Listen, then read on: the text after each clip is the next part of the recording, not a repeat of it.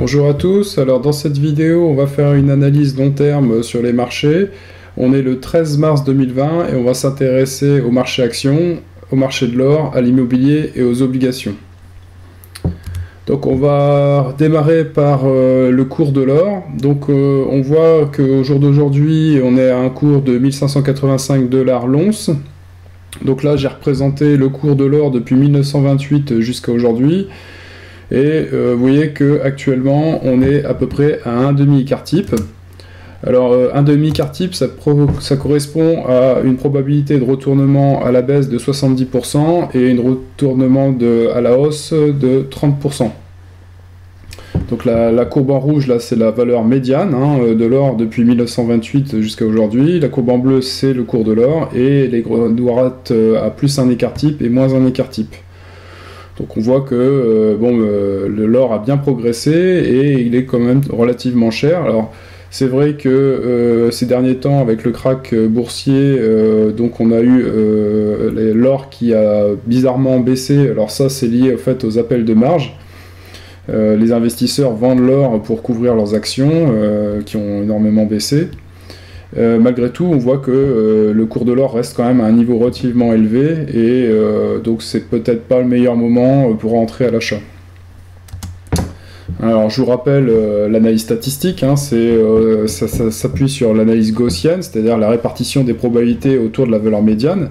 Alors la valeur médiane c'est quoi? C'est la courbe en rouge, c'est la valeur que prend en moyenne l'or depuis près d'un siècle. Et plus on s'écarte de cette valeur, et bien plus la probabilité associée pour cette valeur en question elle est faible.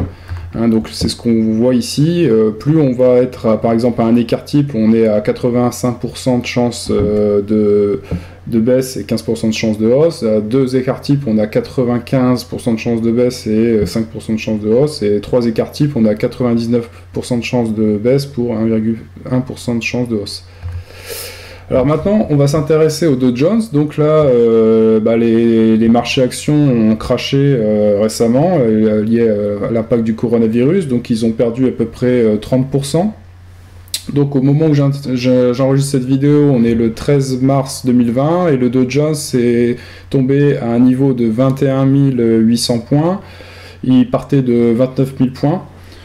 Alors si on regarde en termes de progression long terme, vous voyez ici on avait la bulle des dot-com, ici le krach des subprimes, et là on est ici, donc on est au-delà quand même de la droite de régression long terme. Ça veut dire qu'il y a encore du potentiel de baisse. Donc on est précisément à 0,5 écart type de la moyenne long terme, donc on a encore une probabilité de baisse de 70% et une probabilité à la hausse de 30% pour les marchés actions, donc pour les marchés US.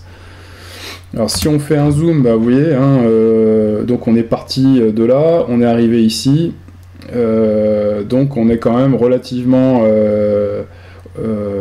haut quand même malgré tout, on a encore un beau potentiel de baisse, sachant que vous voyez par exemple la crise de 29, on était à deux écarts types et on était descendu à moins un écart type. Là, en l'occurrence, on était monté à quasiment un écart type, on est descendu sur la droite de régression, on n'est pas très loin de la droite de régression long terme, et du coup, il y a encore du potentiel de baisse si on va chercher la droite à moins un écart type, qui se situerait autour des 12 000 points, si je ne m'abuse. Alors pour ce qui est du marché français, le CAC 40, donc là je vous ai représenté le price earning ratio, donc c'est le PER, c'est le ratio entre la capitalisation et les bénéfices des sociétés qui sont cotées sur le CAC 40. Donc la valeur médiane sur les 30 dernières années c'est 15, donc ça on dit que les sociétés se payent 15 fois les bénéfices.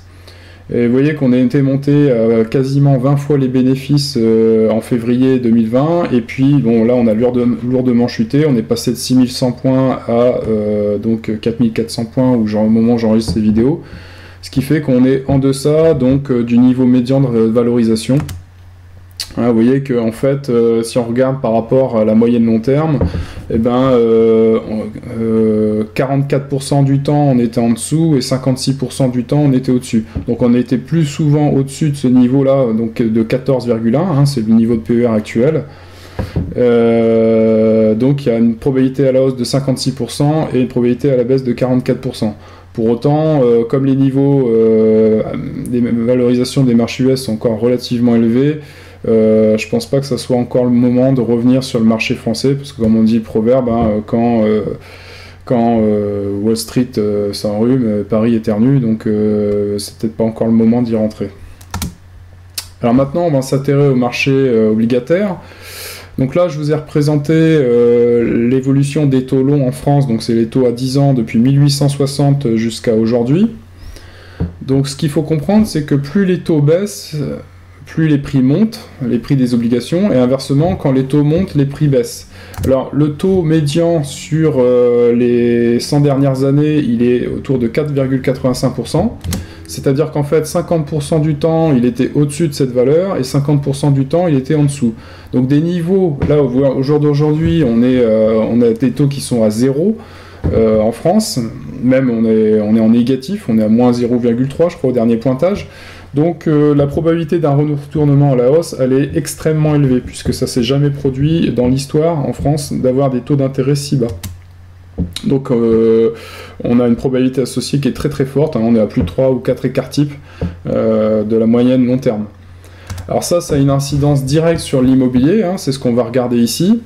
Alors, les prix historiquement de l'immobilier en province, donc moi je l'exprime en SMIC au mètre carré, parce qu'en euros ou en francs ça veut rien dire, puisque avec l'inflation, la monnaie se déprécie au cours du temps, donc il faut prendre une unité fixe, donc soit on travaille en euros constants, soit moi je préfère exprimer les choses en SMIC au mètre carré. Donc la moyenne historique de l'immobilier en France en province c'est 1,5 SMIC au mètre carré, ce qui correspond à 1860 € du mètre carré. Là, actuellement, on est autour de 2600 € du mètre carré, ce qui correspond à 2,2 SMIC au mètre carré. Donc ça représente une survalorisation de 42% et donc un retournement à la baisse possible de 30%. Typiquement, si les taux augmentent et reviennent à leur niveau historique, eh ben, c'est la perte qu'on peut estimer pour les prochaines années. Alors à Paris, c'est encore pire, parce que là, historiquement, on est à 3,5 SMIC au mètre carré, ce qui correspond à 4200 € du mètre carré. Là, on est autour de 10 800 € du mètre carré, ce qui correspond à 9 SMIC au mètre carré. Donc là, la survalorisation, elle est de 157%. Donc le retournement à la baisse, là, on est à plus de 4 écarts types, donc il est quasiment certain. Alors ce qu'il faut voir, c'est que si on a un crack obligataire, on a eu un crack sur le marché action, mais si on a un crack sur les marchés obligataires, on va se retrouver comme la dernière fois en 2011 avec une crise des dettes souveraines et donc une remontée très forte des taux d'intérêt, et ce qui pourrait précipiter donc la chute des prix immobiliers.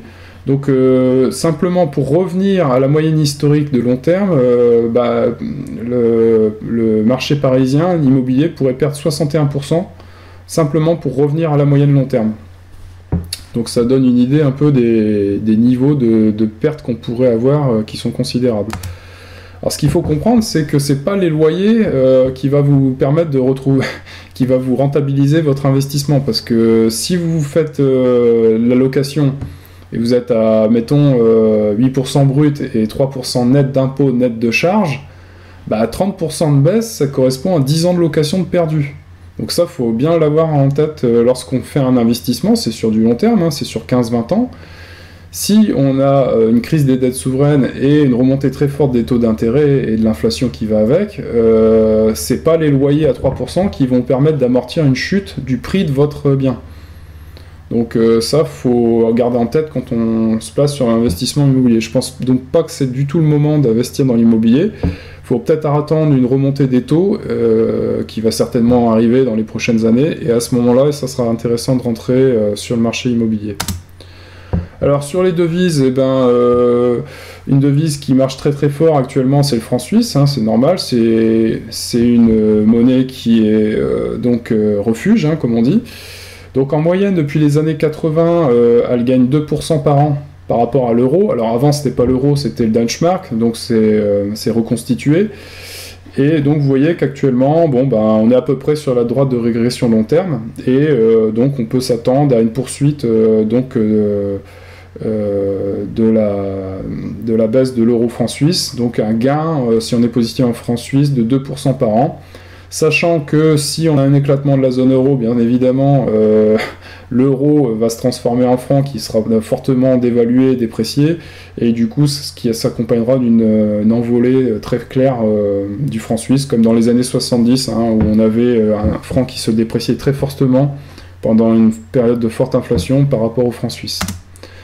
Alors par rapport à tout ça, bah, du coup, comme on a les probabilités de hausse et de baisse pour chacun d'une classe d'actifs, une répartition optimale du portefeuille, ça serait donc une répartition où on aurait 29% d'actions, 24% d'or, 1% d'obligations, c'est-à-dire en gros on s'écarte des obligations, et 47% de cash, si possible soit dollars, soit francs suisses. Hein, parce que donc là actuellement, bah, en période de marché baissier, il faut être clairement cash, hein, cash is king comme on dit. Si vous voulez investir sur les marchés actions malgré tout, bon, bah, y a les ETF, hein, donc vous avez par exemple le MSCI World, mais je pense pas que ce soit, comme je l'ai indiqué tout à l'heure, on est encore loin d'avoir atteint les plus bas pour revenir sur des niveaux, hein, de PER, parce que typiquement quand on a un marché baissier, ça dure à peu près 8 mois à 1 an, et on va aller chercher les PER de 10, hein, donc un PER de 10 sur le CAC 40 c'est 3200 points, donc on n'y est pas encore, donc il faut encore attendre à peu près, je pense encore 6 à 8 mois avant de revenir sur le marché action. Les obliges on écarte, l'or c'est délicat parce que en 2008 il a baissé au moment de la crise des subprimes, donc il peut encore baisser. Je pense qu'un cours à 1200 $ l'once, ça peut être pas mal pour rentrer, et sinon rester massivement cash hors euro, donc franc suisse ou dollar. Voilà, donc si vous souhaitez vous inscrire, donc je propose des formations donc sur l'investissement long terme dans toutes les classes d'actifs, avec des outils de simulation qui vous permettent donc de retrouver ces probabilités à la hausse ou à la baisse. Donc il y a le simulateur qui vous permet de calculer tout ça, qui vous donne les valeurs fondamentales pour chacune des classes d'actifs. Donc je vous invite à aller sur le site investisseurlongterme.com, et je vous dis à très bientôt.